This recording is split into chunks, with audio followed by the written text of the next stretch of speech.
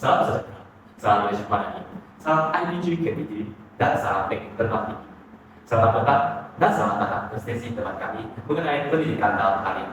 Saya, sebagai pengacara majelis, ingin mengucapkan ribuan terima kasih kepada hadirin yang dikasihi kerana memperlukan masa untuk menghadiri debat pada hari ini. Pada sesi hari ini, kami memilih dua pasukan yang akan berdebat mengenai isu ini. Pasukan pertama akan membelah pandangan bahwa pendidikan dalam talian adalah cara terbaik untuk memajukan pendidikan. Pasukan kedua yang akan mendebatkan bahwa pendidikan dalam talian mempunyai berbagai masalah dan kekurangan yang perlu diatasi. Sila kedua-dua pasukan memperkenalkan diri masing-masing terlebih dahulu. Dipersilakan. Terima kasih sahabat rekan. Selamat pagi semua. Nama Dibani Dimsera, pendukung satu daripada pasukan satu. Pasukan kami adalah pasukan sokongan terhadap isu yang akan dipegang pada hari ini, yaitu pendidikan dalam talian. Selamat pagi semua, nama saya Tan Kanyan dari pasukan 1 penyokong Bur. Salam sejahtera semua, nama saya Terry Chong selaku penyokong Bur. Salam sejahtera, nama saya Sharon dan saya merupakan komandan 1 dari pasukan 2.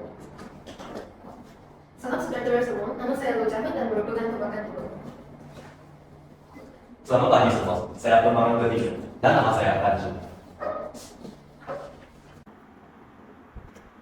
Terima kasih atas pengenalan diri oleh saudara.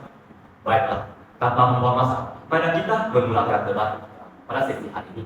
Pertama sekali, dipersilakan penyokong pertama, saudari Lim daripada pasukan 1 menyampaikan ucapannya. Dipersilakan. Terima kasih. Pada pandangan kami menyokong pendidikan dalam talian kerana platform pendidikan dalam talian telah menyediakan akses kepada berbagai jenis sumber pembelajaran. Ini termasuk kuliah video, bahan bacaan dalam bentuk teks atau e-book, latihan, ujian, dan simulasi interaktif. Oleh itu, pelajar tidak berhak kepada satu jenis bahan pembelajaran sahaja, dan ini memberi mereka kebebasan untuk memilih format yang paling sesuai dengan gaya pembelajaran mereka. Sesetengah individu mungkin lebih memahami bahan pembelajaran melalui video seperti video, sementara yang lain mungkin lebih selesa dengan membaca teks atau melakukan latihan praktikal. Pelajar boleh mengakses sumber-sumber ini pada bila-bila masa yang sesuai untuk mereka. Mereka tidak perlu mematuhi jadwal kelas yang ketat seperti dalam pembelajaran tradisional. Sudah terlanggar di Oslo, ini membolehkan mereka menggunakan bahan pembelajaran dengan lebih mendalam dan meresapi maklumat yang diperlukan tanpa perasaan tergesa-gesa. Terima kasih diucapkan kepada saudara ini atas ujian yang disampaikan sebelumnya. Seterusnya, dijemput pasukan 1, saudari Yap dari pasukan 2 untuk menyampaikan ucapan. Dipersilakan. Terima kasih Wajar Majlis kerana memberikan peluang kepada saya.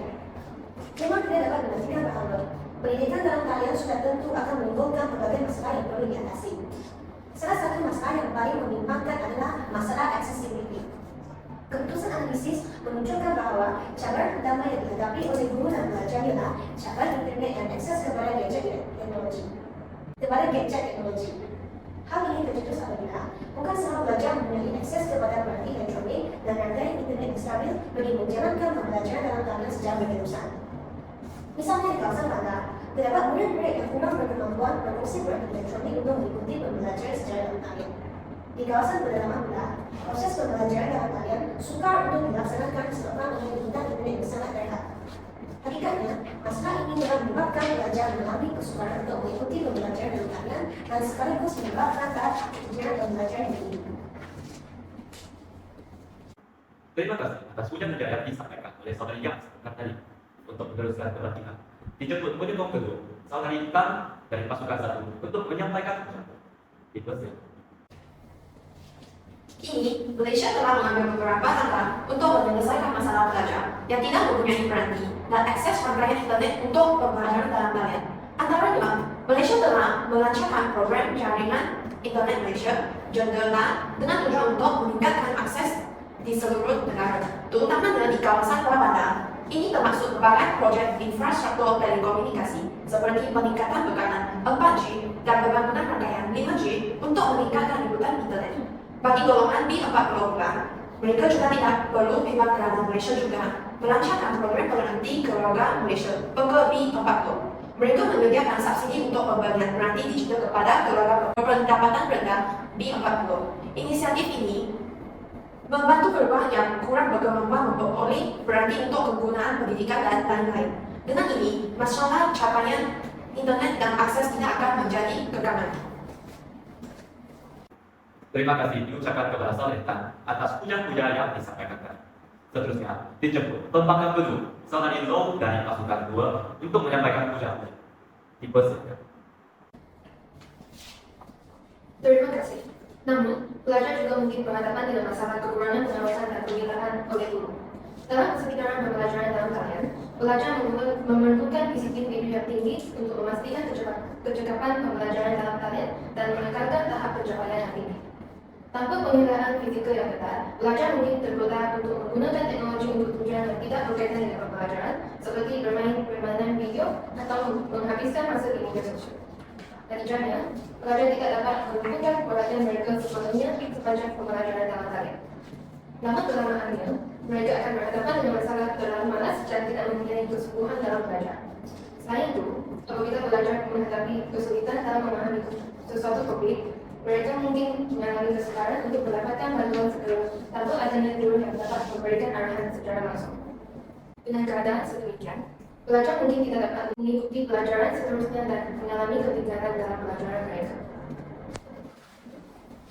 Terima kasih diucapkan kepada Saudara Lo atas puja yang disampaikan sebentar tadi. Seterusnya, dijemput penyokong 3, Saudara Terry dari pasukan 1 untuk menyampaikan puja-puja. Dipersilakan. Terima kasih kepada pelajar majelis dan rekan-rekan pembangkang. Pada pendapat saya mengakui masalah disiplin murid-murid sekarang semasa pembelajaran dalam talian. Walau bagaimanapun, pada era globalisasi ini, pelajar generasi X adalah agak susah untuk menyesuaikan diri dalam persaingan bahkan sebaya tanpa disiplin yang tinggi. Hal ini bermaksud, pelajar hari ini agak rajin untuk mencapai keputusan yang cemerlang dalam pemeriksaan untuk bersaing peluang pekerjaan dengan rekan sebaya lain. Justru, para pendidik dan para ibu bapa pasti akan mengambil berat dengan disiplin anak murid mereka. Hal ini amat penting karena disiplin yang tinggi dalam akademik dapat mengubah nasib sebuah keluarga yang menepani masalah keuangan. Dalam kawalan ibu bapa dan para pendidik yang ketat, anak murid akan menggunakan gadget yang sedia ada dengan berdisiplin. Dalam konteks ini, sudah tentu terdapat banyak cara untuk mengawal disiplin anak murid dengan mudah. Sebagai contoh, ibu bapa boleh menggunakan aplikasi pengurusan masa dalam telepon pintar untuk mengurus penggunaan telepon pintar anak mereka. Selain itu, pihak sekolah juga boleh menghantarkan penggunaan Wi-Fi pelajar seperti menghantarkan mereka daripada menggunakan aplikasi media sosial seperti TikTok dan permainan video.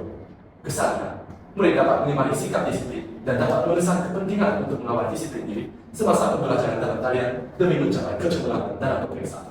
Terima kasih. Begitulah tadi puja-puja yang disampaikan oleh Saudara Terry. Terima kasih diucapkan kepada Saudara Terry. Seterusnya, dijemput pembangkang ketiga, Saudara Tan dari pasukan 2 untuk menyampaikan ucapan. Dipersilakan. Pada pendapat saya, kekurangan interaksi antara pelajar dan guru juga merupakan antara cabaran yang perlu diatasi dalam pendidikan dalam talian. Hal ini dikarenakan demikian karena setiap orang telah dipenjara dalam komputer atau telepon bimbit setelah belajar. Selain itu, interaksi pelajar dan guru juga telah dihadapkan oleh rangkaian internet yang tidak baik. Pelajar akan sukar untuk bertanya atau memberikan respon kepada guru sekiranya rangkaian internet yang buruk. Ini juga menyebabkan berbagai aktiviti interaksi tidak dapat diadakan secara keras. Misalnya, aktiviti seperti perbincangan kumpulan, permainan interaktif, pelaporan dan sebagainya tidak dapat dijalankan dalam kelas. Kesannya, suasana dalam kelas akan menjadi bosan dan jenuh, menyebabkan pelajar tidak berminat dalam belajar. Bukan saja karena itu, hubungan antara pelajar dan guru juga sukar untuk diadakan disebabkan oleh kekurangan interaktif. Walau terdapat beberapa aplikasi yang dapat mengadakan aktiviti interaksi dalam talian, tetapi semuanya tidak berkesan berbanding dengan pembelajaran secara fisikal. Oleh hal yang demikian, pendidikan dalam talian akan menyusutkan interaksi antara pelajar dan guru. Sekian. Terima kasih atas puja-puja yang disampaikan oleh pembangkang ketiga. Kemudian, marilah kita memulakan sesi debat secara bebas. Dipersilakan. Terima kasih. Setiap masalah mesti mempunyai cara penyelesaiannya. Sebagai guru, mereka bertanggung jawab untuk mewakilkan mereka untuk membuka kamera untuk melihat wajah murid saat berbicara. Hal ini membantu dalam membangun hubungan personal dengan mereka dan menjadikan kelas lebih interaktif. Contohnya, penggunaan platform video konferensi seperti Zoom, Google Meet, guru dan murid dapat berjumpa secara langsung melalui video. Ini membolehkan interaksi wajah ke wajah yang hampir seperti di dalam kelas video. Dengan ini, guru dapat mengetahui keadaan murid-murid. Semasa kelas dijalankan, guru-guru boleh menjalankan sesi tanya jawab secara langsung. Oleh itu, murid-murid berupaya mengungkapkan soalan secara langsung dan menerima jawaban dalam masa nyata. Selepas kelas, guru boleh membuat kuis online atau ujian singkat untuk mengukur pemahaman murid terhadap mata pelajaran. Guru-guru juga boleh menggunakan WhatsApp, YouTube, dan Twitter untuk berkomunikasi secara tidak rasmi tentang perkara berkaitan pembelajaran. Misalnya, mereka boleh mengkongsikan video-video yang menarik hati kepada murid-murid untuk mengurangkan kebosanan mereka.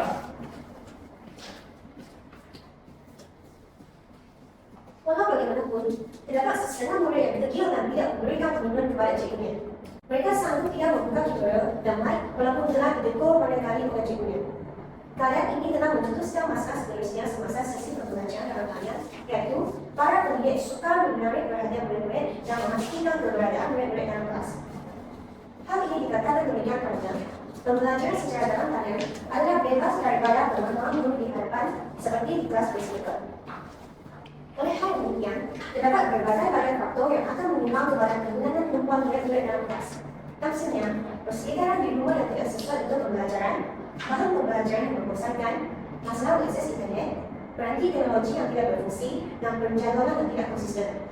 Natijanya, gangguan-gangguan pembelajaran tersebut telah mengakibatkan murid-murid tidak memberikan perhatian dalam kelas.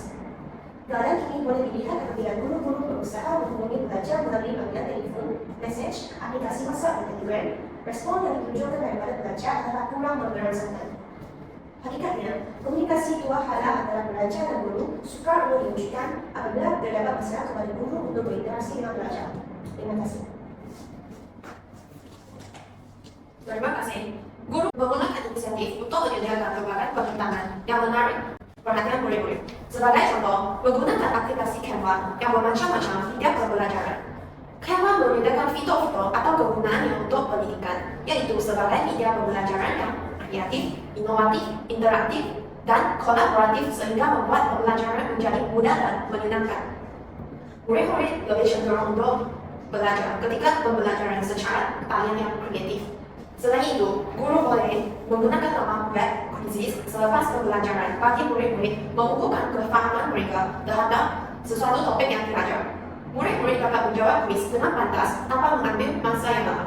Pembelajaran dalam quizzes bersifat interaktif dan menarik dengan adanya avatar, leaderboard, tema, musik, dan sebagainya.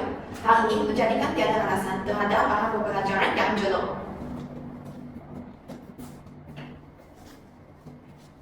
Tidak dapat dibenarkan bahwa pembelajaran yang menarik akan memikat perhatian murid-murid dalam pembelajaran dalam talian. Namun, menggunakan aplikasi dan laman web interaktif memerlukan guru untuk meluangkan masa tambahan dalam perencanaan dan penyediaan bahan pembelajaran. Ini mungkin mencapai, terutamanya jika guru sibuk dengan tugas-tugas lain yang berkaitan dengan pengajaran dan pentadbiran di sekolah. Tambahan pula, penggunaan alat-alat interaktif seperti Canva dan Quizy adalah bermanfaat jika isi kandungan pembelajaran adalah buku.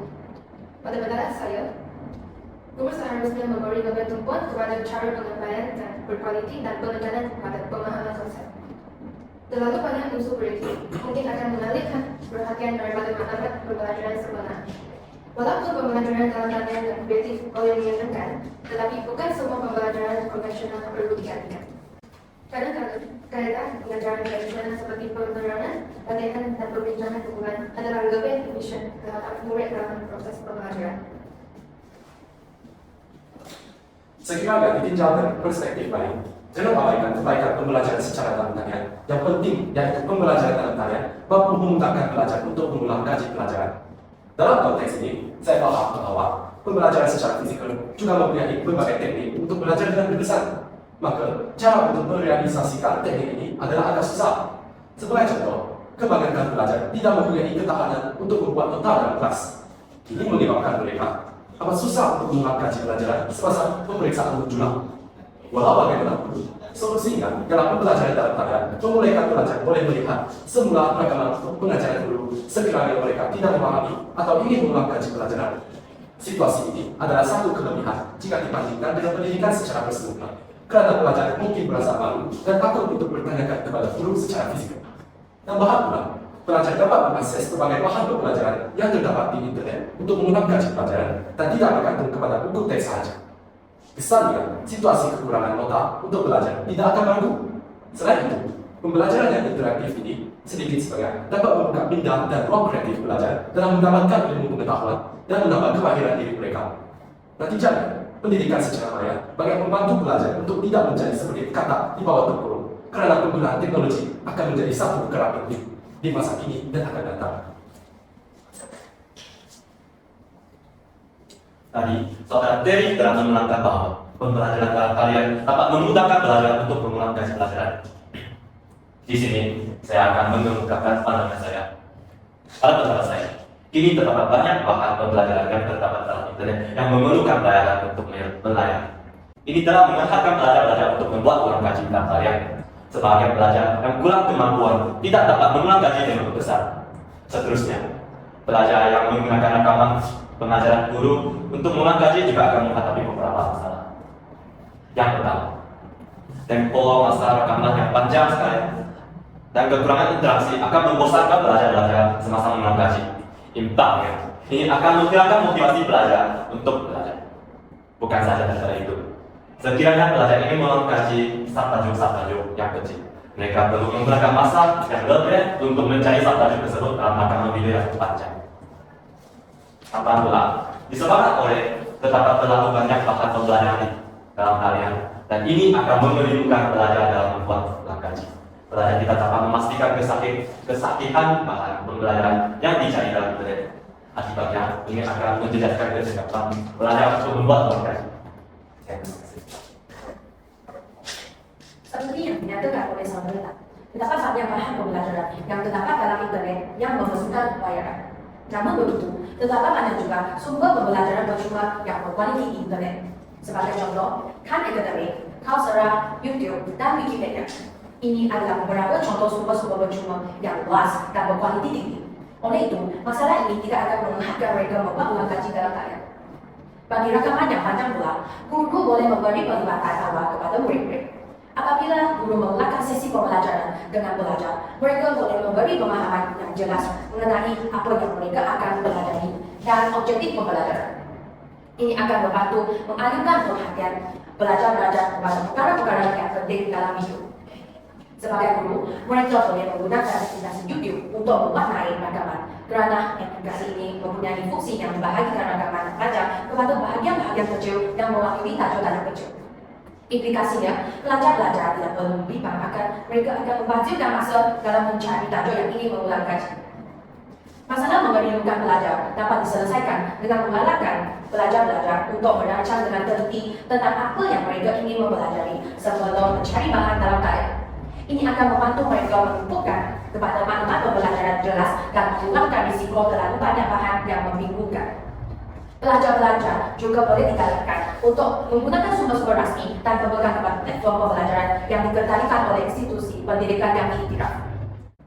Sudah terang lagi bosku bahwa pendidikan maya juga membolehkan pelajar menggunakan kos.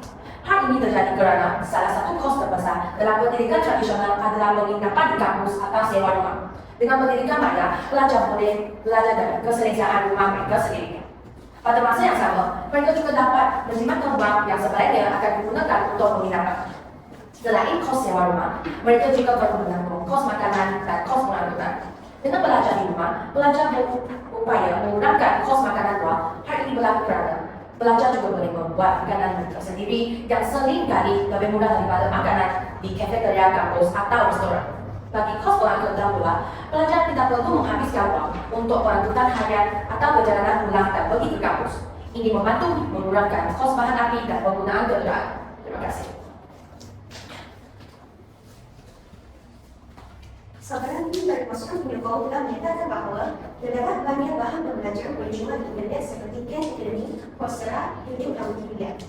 Namun, izinkan saya menonton pendapat yang menyatakan tersebut. Hal ini terjadi apabila walaupun terdapat banyak sumber pembelajaran percuma di internet, tetapi bukan semua sumber tersebut adalah sahih dan boleh dipercayai. Terdapat juga banyak sumber yang tidak terkawal dan mungkin mengandungi maklumat yang tidak tepat. Bagi sumber-sumber rasmi yang dikendalikan oleh Institut Pendidikan pula, ada artikel-artikel yang telah menambah dimatahkan mungkin mengantongi teori atau maklumat atau yang tidak lagi dikira oleh dunia. Dan karena itu, pemikiran awal dalam sesi pembelajaran tidak semestinya akan melihatkan pengaliran program belajar.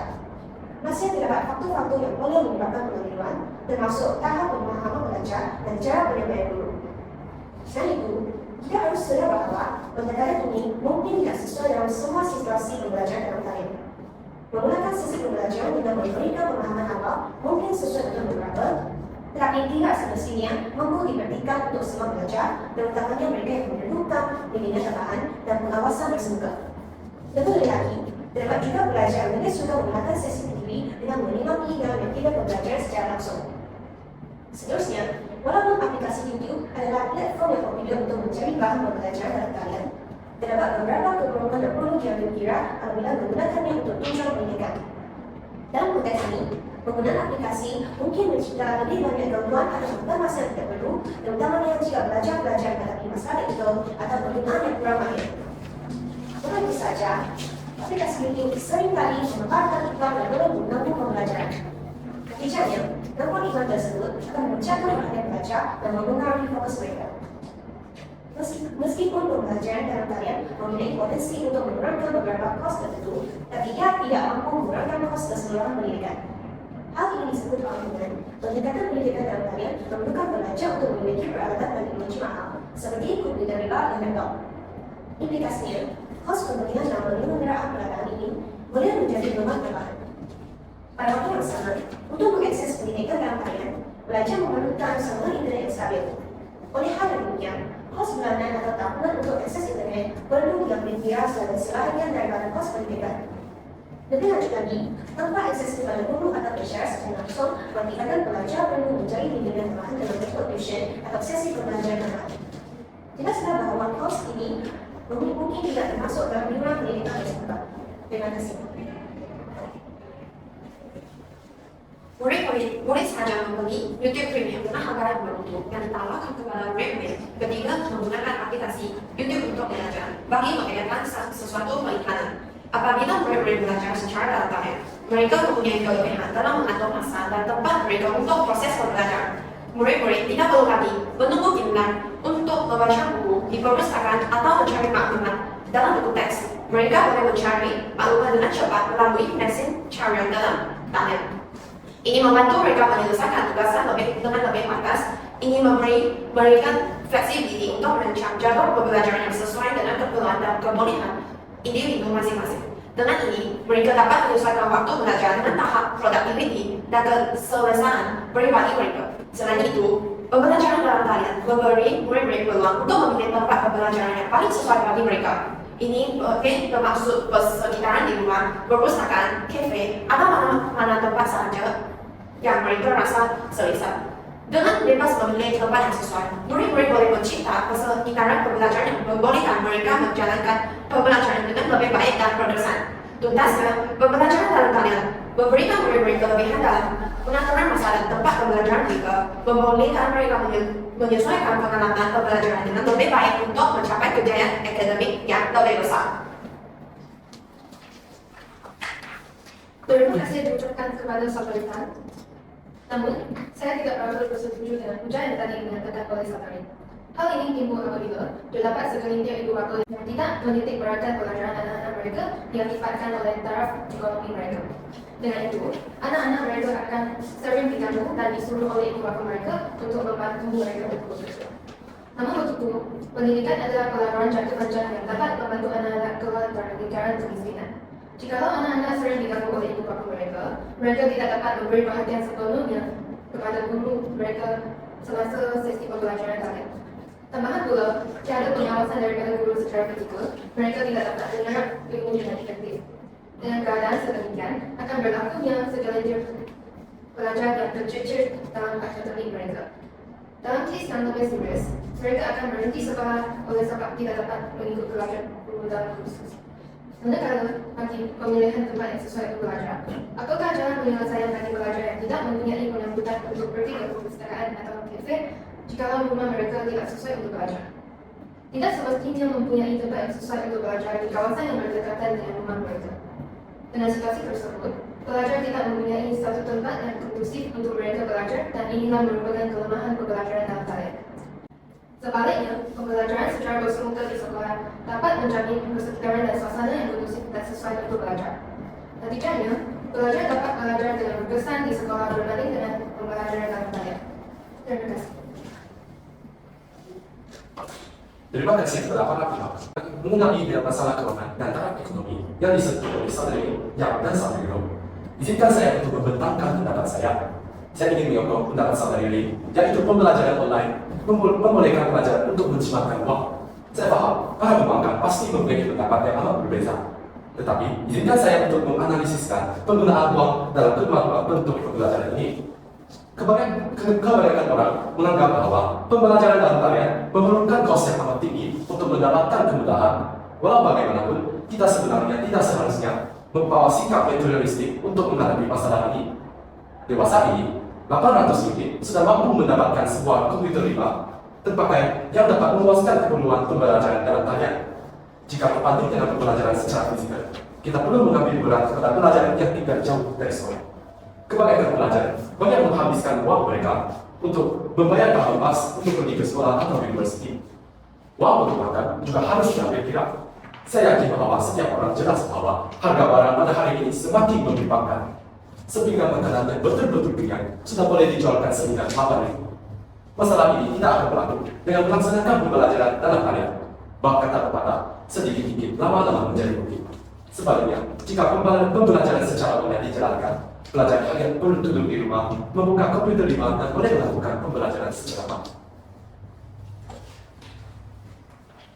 Terima kasih atas puja yang dikongsikan oleh saudara dan saudari pendukung. Saya merasa kasihan karena pelajaran secara fisikal diangkat di tangan digital. Sebentar tadi, saudara Ferry telah mengatakan tentang berapa ratus tinggi Malaysia akan membeli sebuah komputer IPA. Tetapi kita semua boleh mengetahui bahwa kualitas bagi sebuah komputer IPA yang berharga 800 tentulah tidak berapa baik. Komputer IPA itu mudah terdedah kepada kerusakan pada masa depan. Pada masa itu, lebih banyak uang yang akan digunakan untuk membaiki atau menukar komputer yang baru. Sekiranya tidak, kita hendak membeli sebuah peralatan yang berkualitas. Kita akan membelanjakan uang yang banyak. Di samping itu, pembelajaran secara dalam talian memerlukan data. Biasanya, seseorang akan memberi top-up 10 ringgit seminggu untuk memenuhi kehidupan hariannya. Tetapi pembelajaran secara dalam talian akan menggunakan data yang lebih banyak. Oleh itu, kita boleh mengimajinasikan beberapa banyak top-up yang diperlukan oleh seorang pelajar untuk belajar dalam talian. Bagi pembelajaran makanan, ibu bapak boleh menyediakan makanan kepada anak-anak mereka supaya mereka tidak makan di kantin setiap hari. Ini bukan saja dapat menjimakan uang, tetapi juga boleh memastikan kesehatan anak-anak karena tidak setiasa makan makanan ringan. Sebaliknya, pendidikan secara fisikal tidak akan menghadapi masalah keuangannya. Kita hanya perlu membeli barangan keperluan seperti alat penulis, kertas, dan sebagainya. Oleh hal yang demikian, pendidikan dalam talian mempunyai masalah keuangan yang berbeda teluk berbanding dengan pendidikan secara fisikal. Itu saja dari saya. Terima kasih. Tentu kita tahu komputer di bawah murah kemungkinan memperoleh hanya penggunaan yang pendek. Tapi, adakah komputer di bawah mahal semestinya boleh digunakan dengan masa yang lama? Perkara ini bergantung pada cara penggunaannya. Sekiranya pelajar itu menjaga dan menggunakannya dengan baik, semestinya sebuah komputer tersebut boleh digunakan dalam jangka masa yang panjang. Sebaliknya, seseorang itu perlu menggunakan komputer yang baru tempoh masa yang singkat. Lebih-lebih lagi, seseorang itu perlu berpikir sebelum bertindak. Jika pelajar tersebut hanya memerlukan komputer untuk tugas-tugas ringan seperti melayani internet dan menjalankan aplikasi pejabat, maka komputer murah mungkin mencukupi. Tetapi, jika memerlukan prestasi tinggi untuk tugas-tugas berat seperti pengeditan video dan permainan, maka mungkin lebih baik melapor dalam komputer yang lebih mahal. Bagi penggunaan data yang banyak, Kerajaan Malaysia telah bekerjasama dengan syarikat telekomunikasi tempatan untuk menyediakan pakej internet khas bagi pelajar dan penduduk yang memerlukan akses internet yang lebih berpautan. Kerajaan Malaysia juga telah memberikan bantuan kewangan kepada keluarga berpendapat rendah untuk membantu mereka mendapatkan berarti dan akses internet yang diperlukan untuk pembelajaran dalam talian. Selain daripada pendidikan dalam talian, Malaysia juga telah menggunakan televisyen dan radio sebagai media alternatif untuk pengajaran dan pembelajaran. Program pendidikan telah disiarkan melalui saluran TV dan stesen radio awal. Beberapa sekolah di Malaysia telah menerima peruntukan khas untuk memberi peran di pintar seperti tablet atau komputer riba bagi pelajar yang memerlukannya. Ini membantu meningkatkan akses kepada teknologi di peringkat sekolah. Saya faham bahawa pasukan menyokong pasti memiliki pandangan yang berbeda dengan pasukan tadi. Tetapi, izinkan saya untuk memberikan penjelasan lebih lanjut tentang manfaat belajar secara bersemuka. Memang tidak dapat dinafikan bahawa pendidikan bersemuka atau kampus adalah tetap relevan dan vital pada era pasca kemudian ini. Hal ini disebut bangunan, pengalaman pembelajaran dalam talian adalah kurang memuaskan berbanding dengan pengalaman pembelajaran bersemuka dalam konteks penekanan kepada pembelajaran praktikal dan eksperimental.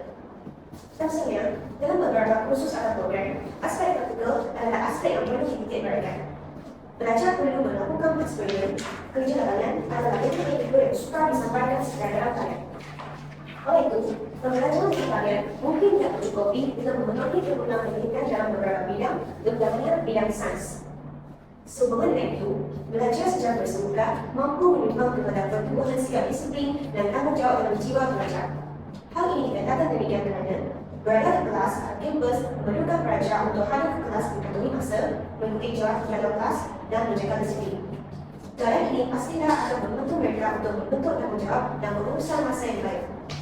Bukan itu sahaja, pembelajaran secara bersemuka juga mendorong serta menyimai sikap bekerjasama dan kolaborasi dalam penanganan belajar. Misalnya, mereka mampu belajar untuk bekerjasama melalui projek berkumpulan dan sekaligus menjalinkan hubungan erat dengan rakan sebaya. Lebih lanjut lagi, berada di persekitaran sosial seperti kelas membolehkan belajar berkembang secara emosi dan sosial. Mereka dapat belajar mengendalikan konflik, bekerja dengan orang yang berbeza, dan menghormati pandangan orang lain. Justru, hal ini telah mencipta peluang untuk berlatih kemampuan komunikasi, penyelesaian masalah, dan kepemimpinan dalam keadaan belajar. Terima kasih. Terima kasih Satria. Internet sebenarnya merupakan sebuah sumber maklumat yang sangat besar yang mirip seperti sebuah perpustakaan digital tanpa batasan kuantiti atau jenis maklumat. Murid-murid yang memilih untuk memanfaatkan sumber-sumber digital ini akan mendapati bahawa terdapat beribu-ribu sumber bacaan, video pembelajaran, nota kuliah, dan banyak lagi yang boleh diakses dengan hanya beberapa ketukan pada skrin peranti mereka. Kelebihan ini membawa dampak besar dalam pembelajaran mereka kerana dengan sumber maklumat yang berlimpah ini, mereka dapat menjelajahi dan memahami berbagai topik dengan lebih mendalam. Sumber-sumber ini menyediakan berbagai sudut pandang, pendekatan dan tingkatan suka yang membantu meningkatkan pemahaman mereka tentang subjek-subjek tertentu. Murid-murid dapat merancang proses pembelajaran yang paling sesuai untuk mereka, memilih sumber-sumber yang paling relevan dengan kebutuhan mereka, dan menyelidiki topik secara menyeluruh. Kemampuan untuk mengakses sumber maklumat yang begitu luas dan bahkan melalui internet memberi murid-murid kebebasan dan kawalan untuk mengajar minat mereka dan mengembangkan pengetahuan mereka pada tahap yang mereka pilih. Dengan perkataan lain, internet berfungsi sebagai portal ilmu pengetahuan yang tidak terbatas, membantu murid-murid memperluas pelajaran mereka dan mengembangkan pemahaman yang lebih mendalam dalam berbagai bidang pembelajaran. Terima kasih diucapkan kepada saudara. Meskipun internet menawarkan akses kepada sumber-sumber maklumat luas, terdapat juga risiko besar yang berkaitan dengan penggunaan sumber-sumber digital ini. Antara termasuklah isu mengenai privasi dan keselamatan dalam talian yang perlu dipikirkan. Hal ini kawan, penggunaan internet yang tidak berhati-hati boleh membawa kepada masalah keselamatan dalam talian seperti penipuan dan ancaman cyber. Analoginya, ketika mencari informasi, kita mungkin akan dikehendaki untuk memberikan data pribadi seperti alamat, email, atau informasi pribadi lainnya. Data pribadi kita mungkin akan disalahgunakan oleh pihak yang tidak bertanggung jawab. Kita juga akan menghadapi risiko seperti menerima email palsu, tawaran pelaporan yang tidak sah, atau permintaan informasi keuangan yang berbahaya. Bukan itu saja, mengunduh atau mengakses berbagai jenis file atau status juga dapat membahayakan keamanan komputer itu. Komputer kita mungkin akan terkena malware, virus, atau serangan cyber lainnya. Secara holistiknya, terdapat banyak kes tersebut yang berlaku khususnya semenjak berita kawalan pergerakan yaitu PKI. Apakah bagi pelajar sekolah rendah dan tidak mempunyai kesadaran terhadap keselamatan cyber dan tidak dapat membedakan apa yang betul dan apa yang salah? Oleh itu, sementara internet menawarkan peluang yang besar, Kita juga tidak boleh mengabaikan potensi risiko dan kesan negatif yang mungkin timbul daripada dalam konteks pembelajaran. Terima kasih. Terima kasih kepada para pembangkang. Izinkan saya untuk simpulkan topik debat kita pada hari ini. Menurut Dr. Muzaffar Syamil, walaupun terdapat beberapa kelemahan dalam pelaksanaan pengajaran dan pembelajaran secara maya atau dalam layar, seperti masalah kekurangan akses kepada internet dan kemudahan, yang tidak seharusnya dilihat sebagai batu penghalang bagi melaksanakan sepenuhnya keadaan modern ini. Perkataan beliau telah menitik beratkan bahwa pandemi COVID-19 menjadi satu bukti bahwa kita perlu bersedia untuk melakukan ancaman paradigma dalam mendepani kemajuan situasi agar pendidikan anak-anak kita terjadi. Pandemi COVID-19 secara tidak langsung mengembangkan potensi teknologi pemula dalam kalangan masyarakat agar menjadi masyarakat jadi teknologi selaras dengan perkembangan global masa kini. Oleh itu, kita haruslah mengakui bahwa di era revolusi industri 4.0 ini, penggunaan teknologi modern dalam proses pembelajaran tidak dapat dielakkan. Oleh hal yang demikian, mengapakah kita tidak melibatkan penggunaan teknologi dalam kehidupan, terutamanya pendidikan, untuk memudahkan segala urusan? Bahkan pada masukkan dan kambing mengembeng, masukkan dan kerbau umum. Sistem pendidikan tidak seharusnya mundur dan ketinggalan zaman dalam era generasi Z ini. Kita tidak boleh berdiri di barisan belakang negara maju yang telah melaksanakan teknologi sebelumnya, tidak kira dari segi pembelajaran atau kehidupan sehari-hari. Justru, kerajaan tenggelam akan dibawa untuk memantapkan pembelajaran dalam talian untuk memastikan generasi akan datang yang mewarisi barisan kepimpinan negara dapat menjadi lebih baik dan membawa negara yang maju ke perusahaan dunia. Terima kasih. Terima kasih Saudara T. Di sini saya juga ingin membuat satu kesimpulan dari topik ini. Kesimpulannya, pendidikan secara fisikal atau pendidikan secara tradisional telah mengekatkan sebagai asas sistem pendidikan kami. Pendidikan secara fisikal memberikan berbagai manfaat kepada pelajar seperti belajar 3K untuk membinakan sosial, meningkatkan kemampuan komunikasi serta menghadapi orang lain dan lain-lain. Dengan kemajuan kita tidak dapat menafikan bahwa model pembelajaran di luar talian telah dihapuskan secara berangsur-angsur dan diganti dengan pembelajaran dalam talian. Tetapi pembelajaran dalam talian juga mempunyai berbagai persoalan dan masalah seperti hal teknologi, kekurangan interaksi berseduka, dan keperluan disiplin belajar boleh menjadikan pendidikan dalam talian kurang berkesan berbanding dengan pendidikan secara digital. Tambahan pula, jurang digital dan ketidaksamaan dan akses terhadap pendidikan berkualiti masih menjadi kebimbangan yang mendesak. Karena bukan semua pelajar mempunyai peluang yang sama untuk melibatkan diri secara berkesan dalam pembelajaran pertalian. Oleh karena demikian, semua pihak harus bekerja sama untuk mengekatkan pendidikan secara fisikal dan menambahkan pendidikan secara pertalian. Itu saja dari saya. Terima kasih. Terima kasih diucapkan kepada saudara-saudari yang telah memberikan pujian-pujian sebentar tadi. Baiklah, debat pada hari ini telah dibuka. Terima kasih lagi diucapkan kepada semua kerana menyumbangkan debat yang amat menarik ini. Sekian dan terima kasih.